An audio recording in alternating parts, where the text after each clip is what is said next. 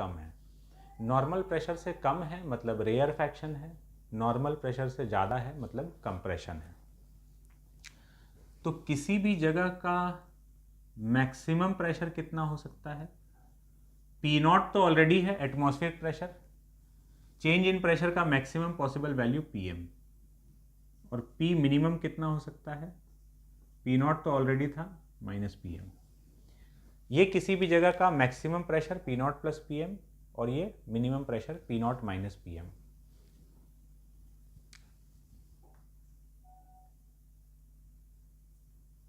ये कंप्रेशन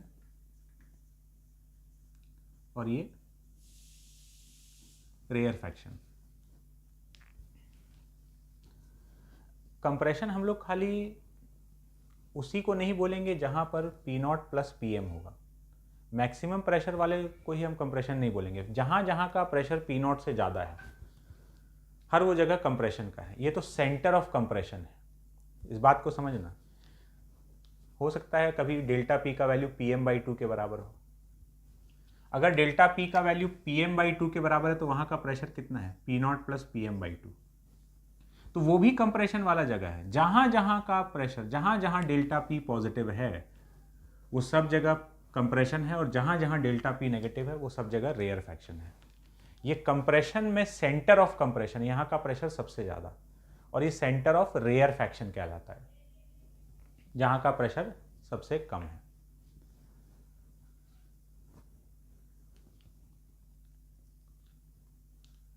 दूसरा बात यह है कि डिस्प्लेसमेंट वेव और प्रेशर वेव में पाई बाई टू का फेज डिफरेंस है। ये दिख रहा है, कॉस ओमेगा टी है। अगर हम इसको यहां लाकर लिख दें इसे, तो अब अपना जो प्रेशर वेव का इक्वेशन आया delta P is P M cos omega T minus के एक्स प्लस थीटा।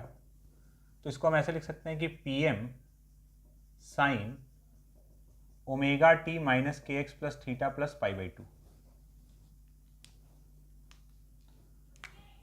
तो इन दोनों में फेज डिफरेंस कितने का है? पाई बाई टू का। तो ये ध्यान रखना है कि प्रेशर वेव और डिस्प्लेसमेंट वेव में पाई बाई टू का फेज डिफरेंस चलता है ना। ये सब कुछ पॉइंट्स ध्यान रखना है जो कि हम लोग से डायरेक्टली कहीं पूछ सकता है या हम लोग को दिख सकता है।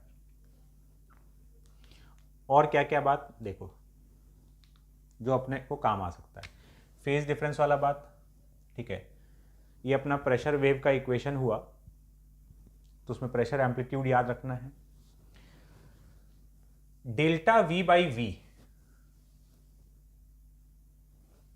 ये वॉल्यूम स्ट्रेन था। वॉल्यूम स्ट्रेन किसके बराबर आ गया? Del S by del X. तो सीधा ध्यान रखना ये जो del S by del X है, जिसको पहले हम लोग del Y by del X लिखते थे, वाई एक्स ग्राफ का स्लोप है ना। यहाँ एस जो है वो पहले वाले वेव का वाई है, ध्यान रखना। तो जो हम लोग पहले del Y by del X लिखते थे, जो यहाँ पर del S by del X लिखा जा रहा है, ये बेसिकली एस एक्स ग्राफ, पहले जो वाई एक्स ग्राफ होता था, एस एक्स ग्राफ का स्लोप है ये। तो ये है slope of S X graph, और उससे भी इंपॉर्टेंट बात, ये क्या रिप्रेजेंट कर रहा है? यही वॉल्यूम स्ट्रेन को रिप्रेजेंट कर रहा है। ये वॉल्यूम स्ट्रेन को दिखा रहा है। अच्छा, वॉल्यूम स्ट्रेन को दिखा रहा है मतलब अगर कहीं पर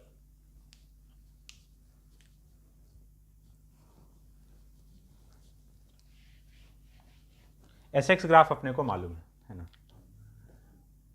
if del S by del X negative, conclusion समझना है ना, ग्राफ देखने में आसानी होगा। कभी अगर हम लोग को एस एक्स ग्राफ दे देगा, एस एक्स ग्राफ मतलब Y X graph, del S by del X negative का मतलब है कि del V by V negative, volume strain negative है। वॉल्यूम स्ट्रेन नेगेटिव है, इसका मतलब ये हुआ कि वॉल्यूम कम हुआ है, कंप्रेस हुआ है, ठीक है। तो इसका मतलब ये कंप्रेशन वाले जगह का निशानी है। जहां पर भी वॉल्यूम स्ट्रेन नेगेटिव आ रहा है वो कंप्रेशन वाला जगह है। And if del S by del x positive, इसका मतलब delta V by V positive, इसका मतलब डेल्टा वी पॉजिटिव है, इसका मतलब वॉल्यूम बढ़ा है। वॉल्यूम बढ़ा है तो रेयर फ्रैक्शन है।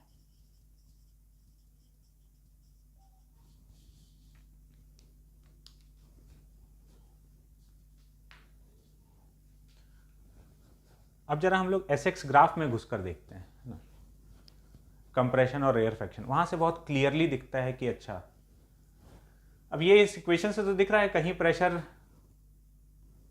प्लस पीएम में चला जाएगा और कहीं माइनस पीएम। ये क्या है? चेंज इन प्रेशर है। तो जहां प्लस पीएम है वो सेंटर ऑफ कंप्रेशन, जहां माइनस पीएम है वो सेंटर ऑफ रेयर फ्रैक्शन। जरा एस एक्स ग्राफ को एनालाइज किया जाए।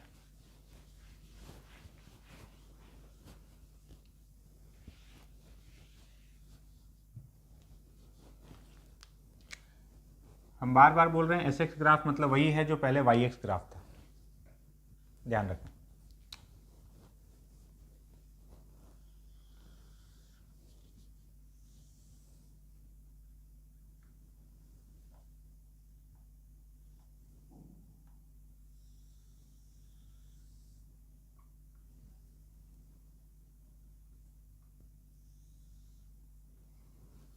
ये अपना एस एक्स ग्राफ दिया हुआ है। अब इसमें हमको देखना है कि कंप्रेशन और रेयर फ्रैक्शन वाला पॉइंट कौन कौन सा है, मतलब सेंटर ऑफ कंप्रेशन, वो कहाँ का pressure P naught plus P M होगा, कहाँ का P naught minus P M, कहाँ सेंटर ऑफ कंप्रेशन है, कहाँ सेंटर ऑफ रेयर फ्रैक्शन है।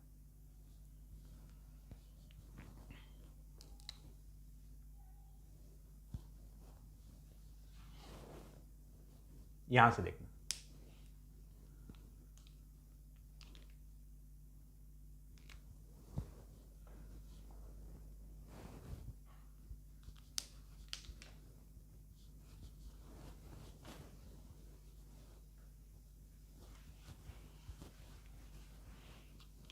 ये डिस्प्लेसमेंट, ये प्रेशर का। तो जहां जहां पर कॉस का वैल्यू 1 या -1 होगा वहां पर ये प्लस पीएम या माइनस पीएम हो जाएगा। कॉस का वैल्यू 1 या -1, जहां पर भी कॉस 1 या -1 होगा वहां पर साइन क्या हो जाएगा? 0। हम इस ग्राफ में देखना चाह रहे हैं कि सेंटर ऑफ कंप्रेशन या सेंटर ऑफ रेयर फ्रैक्शन, मतलब मैक्सिमम कंप्रेशन और मैक्सिमम रेयर फ्रैक्शन वाला जोन कहां पर है। तो जहां जहां पर भी कॉस 1 या -1 होगा, तो अगर कॉस का value cos omega T minus के एक्स प्लस थीटा प्लस या -1 है, इसका मतलब साइन ओमेगा टी माइनस के एक्स प्लस थीटा वहां 0 है। इसका मतलब एस जो है वो 0 है। तो जहां जहां पर डिस्प्लेसमेंट 0 है, पार्टिकल मीन पोजीशन पर है, these are the points of compression and rarefaction. जब हम ऐसा बोल रहे थे हम centre of compression, centre of rarefaction, मतलब मैक्सिमम कंप्रेशन और मैक्सिमम रेयर फ्रैक्शन वाला। वैसे हर वो जगह कंप्रेशन है जहां का प्रेशर नॉर्मल प्रेशर से जरा सा भी ज़्यादा है, और हर वो जगह रेयर फ्रैक्शन है जहां का प्रेशर नॉर्मल प्रेशर से कम है। हम उसके लिमिट का बात कर रहे हैं, सेंटर ऑफ कंप्रेशन और सेंटर ऑफ रेयर फ्रैक्शन। तो जहां जहां पर ये मीन पोजीशन पर दिख रहा है, ये सब जगह या तो कंप्रेशन है या रेयर फ्रैक्शन है इन पॉइंट्स पर। अब कहां पर क्या है ये समझने के लिए यहां आ जाते हैं। जहां पर स्लोप नेगेटिव होगा वो क्या हो जाएगा? कंप्रेशन। अब जैसे हमको ये पता है कि ये जो पॉइंट्स है कंप्रेशन या रेयर फ्रैक्शन, अब खाली समझना है कि कौन सा क्या है। तो टेंजेंट ड्रॉ करते हैं। टेंजेंट ड्रॉ किए तो del S by del x positive है। Del S by del x positive है, इसका मतलब वॉल्यूम स्ट्रेन पॉजिटिव है, मतलब ये पॉइंट कौन सा है? ये रेयर फ्रैक्शन का पॉइंट है। यहां टेंजेंट ड्रॉ करें।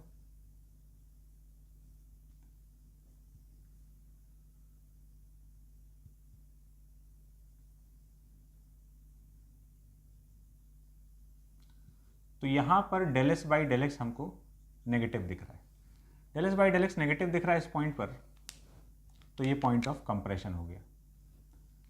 ऑल्टरनेट चलता रहेगा। फिर यहाँ पर टेंजेंट देखोगे स्लोप पॉजिटिव, अब एक मिल गया तो फिर ऑल्टरनेट चलेगा, compression rarefaction, compression rarefaction, इस टाइप से चल रहा है।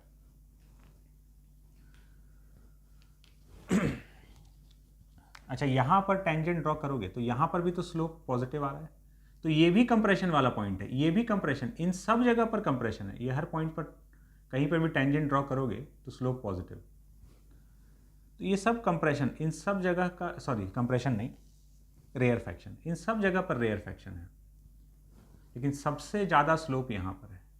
ये मैक्सिमम रेयर फ्रैक्शन वाला, ये मैक्सिमम कंप्रेशन वाला जोन,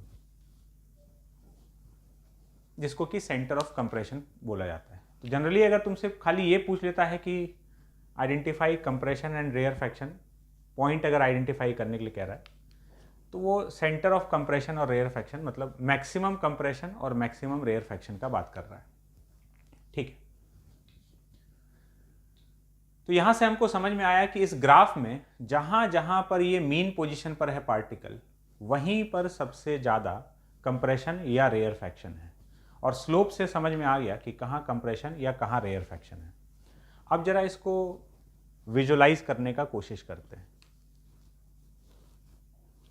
इसी चीज़ को मैथमेटिकली तो हम लोग देख लिए, ये ऐसे भी दिख जाता है कि अच्छा यहाँ पर बहुत ज़्यादा कंप्रेशन है।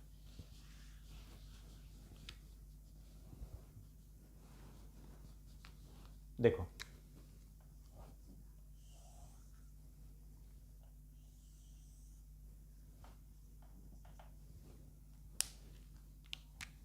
इस पॉइंट को समझना, ये क्या है, ये तो पता चल गया कि ये these are the points of compression और रेयर फ्रैक्शन। देखना, ये एस क्या है, पार्टिकल का डिस्प्लेसमेंट। एस अगर पॉजिटिव है तो पार्टिकल का डिस्प्लेसमेंट पॉजिटिव है। अब ध्यान रखना, पार्टिकल, ये ग्राफ बना हुआ है, पार्टिकल ऐसे ऐसे नहीं ऑसिलेट कर रहा है, पार्टिकल ऐसे ऐसे, इधर है तो एस प्लस, इधर है तो पॉजिटिव डिस्प्लेसमेंट, इधर है तो नेगेटिव डिस्प्लेसमेंट। तो अगर हमको एस पॉजिटिव दिख रहा है तो जिन पार्टिकल्स के लिए एस पॉजिटिव है वो राइट साइड में डिस्प्लेस्ड हैं, और जिनके लिए एस नेगेटिव है वो लेफ्ट साइड में डिस्प्लेस्ड हैं। तो देखना, इन पार्टिकल्स को देखो, इन सारे पार्टिकल्स का डिस्प्लेसमेंट पॉजिटिव दिख रहा है, मतलब ये लोग अपना अपना जगह छोड़कर, इसका मैक्सिमम डिस्प्लेसमेंट, ये थोड़ा मैक्सिमम से कम, ये और कम, इन लोगों का डिस्प्लेसमेंट पॉजिटिव है, तो ये सारे लोग अपना जगह छोड़कर राइट की तरफ शिफ्टेड हैं।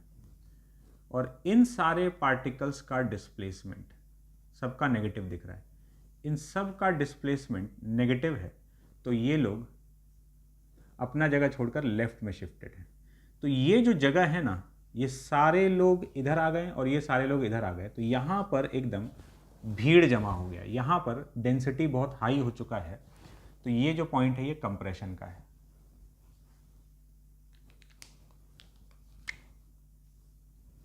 इसमें देखोगे तो ये सारे पॉइंट्स का डिस्प्लेसमेंट नेगेटिव दिख रहा है, तो ये सब लोग अपना जगह छोड़कर लेफ्ट में, इन सब का डिस्प्लेसमेंट पॉजिटिव दिख रहा है, तो ये सब अपना जगह छोड़कर राइट में।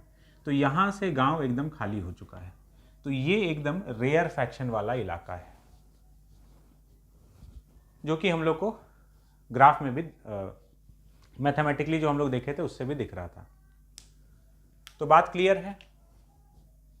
तो यहाँ तक बात हुआ साउंड वेव के इक्वेशन पर। साउंड वेव के इक्वेशन को हम लोग दो तरीके से लिख सकते हैं, डिस्प्लेसमेंट वेव और प्रेशर वेव। ए डिस्प्लेसमेंट वेव का एक एम्पलीट्यूड, बी ए के प्रेशर वेव का एम्पलीट्यूड। जहाँ प्रेशर नॉर्मल प्रेशर से ज़्यादा है वो कंप्रेशन वाला पॉइंट, जहाँ प्रेशर नॉर्मल प्रेशर से कम है वो रेयर फ्रैक्शन वाला पॉइंट है। जहाँ जहाँ पर पार्टिकल मीन पोजीशन पर है वही सारा पॉइंट्स सेंटर ऑफ कंप्रेशन या सेंटर ऑफ रेयर फ्रैक्शन है। सेंटर ऑफ कंप्रेशन और रेयर फ्रैक्शन मतलब मैक्सिमम कंप्रेशन और मैक्सिमम रेयर फ्रैक्शन वाला जोन। कैसे चेक करते हैं ये हम लोग समझ चुके हैं कि किस तरीके से SX ग्राफ को एनालाइज किया जाता है। यहाँ पर S क्या है, वही जो स्ट्रिंग वेव में Y हुआ करता था, मतलब पार्टिकल का डिस्प्लेसमेंट। ठीक है, कई बार हम लोग को एक और चीज़ के टर्म्स में इक्वेशन दे सकता है, जैसे कंप्रेशन वाले जगह पर डेंसिटी नॉर्मल डेंसिटी से ज़्यादा है, रेयरफेक्शन वाले जगह पर नॉर्मल डेंसिटी से कम है। तो कई बार डेंसिटी वेरिएशन के टर्म्स में भी इक्वेशन पूछ सकता है। जैसे प्रेशर वेव है तो वैसे डेंसिटी वेव मतलब डेंसिटी के वेरिएशन के टर्म्स में साउंड वेव का इक्वेशन। तो बड़ा आसान है, जैसे प्रेशर को हम लोग कन्वर्ट किए थे उसी प्रकार कभी ऐसा अगर पूछ ले तो देखो डिस्प्लेसमेंट वेव का इक्वेशन ये था, a sin omega T minus के एक्स प्लस थीटा। हम लोग डेल्टा v बाई वी का value del S by del X के बराबर देखे थे, माइनस ए के कॉस ओमेगा टी माइनस के एक्स प्लस थीटा। अब डेंसिटी है मास अपॉन वॉल्यूम, वो जो जिस पोर्शन का हम लोग बात कर रहे हैं ऑसिलेट कर रहा है, तो उसके बीच जो एयर है उसका मास तो कांस्टेंट है, कंप्रेस हो रहा है, एक्सपैंड हो रहा है, तो वॉल्यूम में चेंज आ रहा है। तो डेल्टा रो अपॉन रो, मास तो कांस्टेंट है, वो एरर वाले फॉर्मूला से हम लोग लिख रहे हैं, minus of delta V upon V. V का पावर -1 है, ऊपर जाएगा तो delta rho by rho is minus of delta V upon V, ये वाला।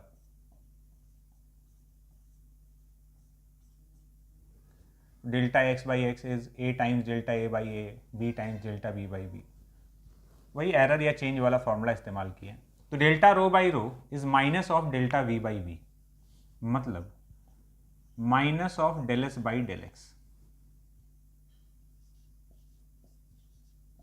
Minus of del S by del x का value A k minus A के cos omega T minus के एक्स प्लस थीटा, ये minus minus cancel, delta rho equals to rho A के cos omega T minus के x plus theta. ये आ गया density wave के टर्म्स में इक्वेशन। और ये वाला जो टर्म है इसको रो एम लिख सकते हैं,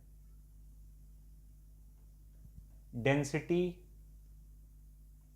एम्पलीट्यूड बोला जा सकता है इसको। अच्छा, इसमें रो क्या है, ये वाला जो रो आ रहा है, ये रो वहां का नॉर्मल डेंसिटी है, एयर का एक नॉर्मल डेंसिटी है, उससे ऊपर या नीचे हो रहा है। तो जैसे एक नॉर्मल प्रेशर है एटमॉस्फेरिक प्रेशर, उस समय जो डेंसिटी है वो यहाँ का ये डेंसिटी हो गया। तो ये डेंसिटी एम्पलीट्यूड और ये डेंसिटी वेव के टर्म्स में इक्वेशन आ गया, कभी अगर हम लोग को लिखना पड़ जाए। हेडिंग डालते हैं। अब हम लोग साउंड के स्पीड पर बात करेंगे, speed of sound.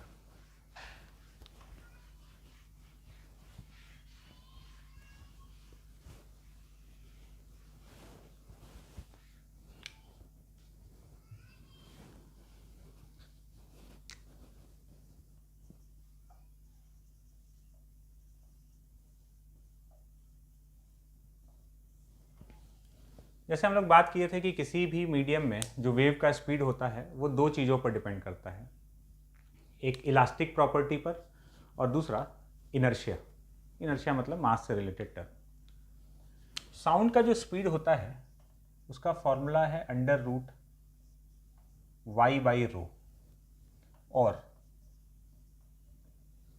Under root B by rho.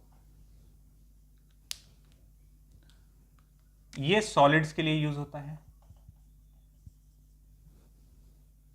और फ्लूइड्स के लिए ये वाला फॉर्मूला। फ्लूइड्स में लिक्विड एंड गैसेस। तो ये सॉलिड के लिए यूज होने वाला फॉर्मूला और ये फ्लूइड्स के लिए, लिक्विड एंड गैसेस के लिए। हम लोग को जो इस चैप्टर में मतलब है वो है गैसेस से।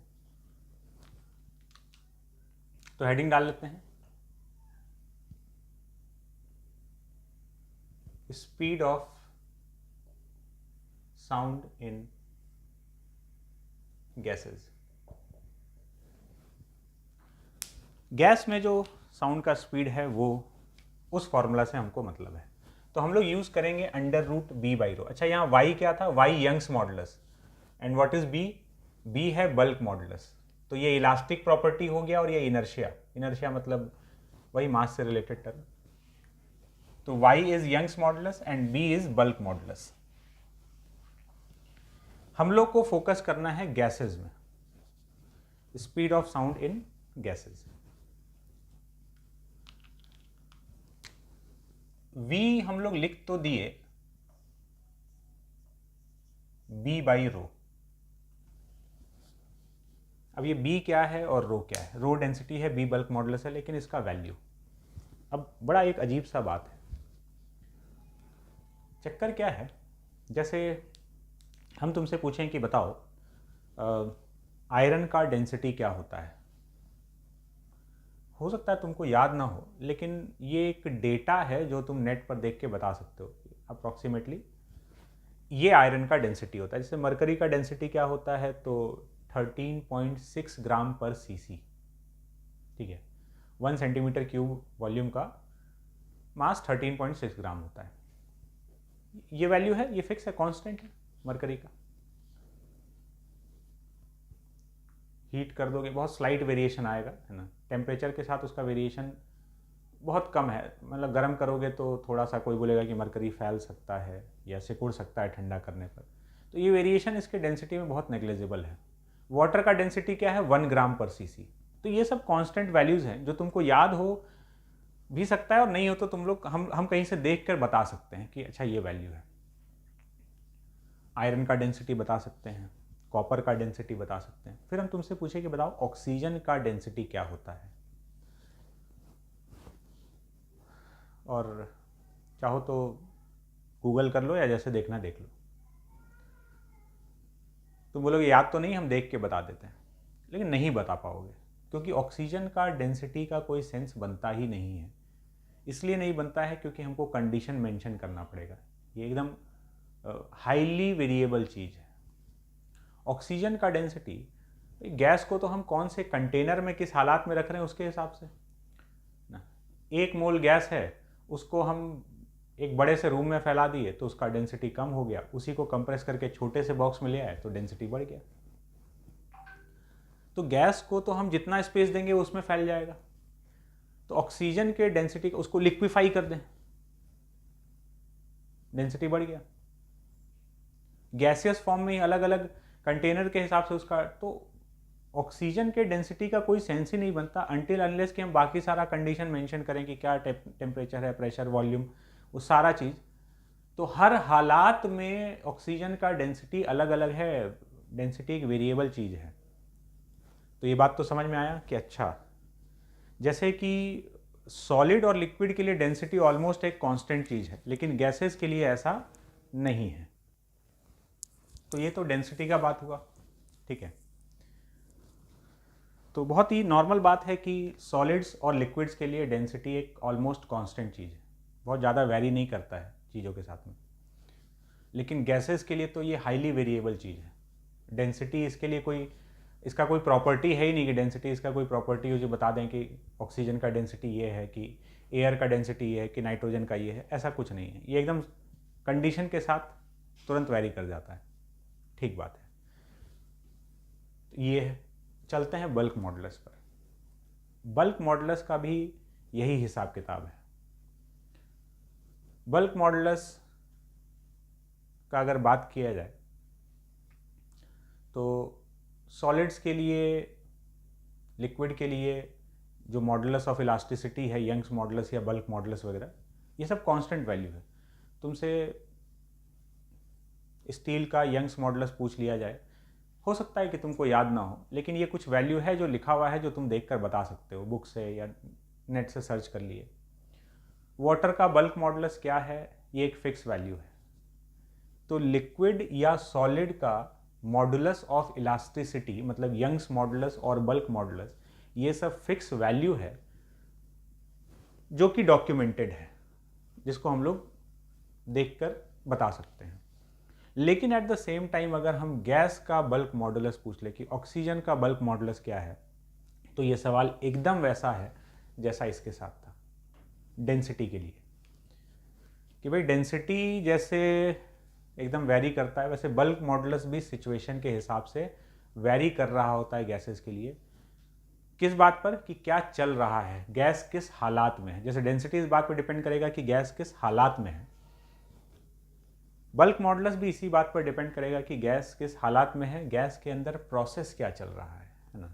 प्रोसेस क्या चल रहा है मतलब गैस में कई तरह के प्रोसेस हो सकते हैं, अभी हम लोग बात करते हैं उस पर। तो फिलहाल बात ये है कि ये और ये बी और रो, ये दोनों गैस के लिए एकदम वेरिएबल क्वांटिटी है, ये डिपेंड करेगा सिचुएशन पर। तो अब हम लोग सिचुएशन का बात करते हैं। बल्क मॉडुलस का जो कैलकुलेशन है ना, बल्क मॉडुलस इस बात पर डिपेंड करता है कि गैस में प्रोसेस क्या हो रहा है, कौन से प्रोसेस के थ्रू गैस गुजर रहा है। प्रोसेस क्या होता है, वैसे ये बात अगले चैप्टर में हम लोग बहुत डिटेल में बात करेंगे, जब हम लोग हीट एंड थर्मोडायनेमिक्स पढ़ेंगे तो वहाँ हम लोग बहुत तरह का गैसियस प्रोसेस डिस्कस करेंगे। ठीक है, थोड़ा बहुत केमिस्ट्री में गैसियस स्टेट वाले चैप्टर में हम लोग पढ़ते हैं कि गैस का प्रेशर कांस्टेंट रख देते हैं, चार्ल्स लॉ, बॉयल्स लॉ, ये सब पढ़े होंगे।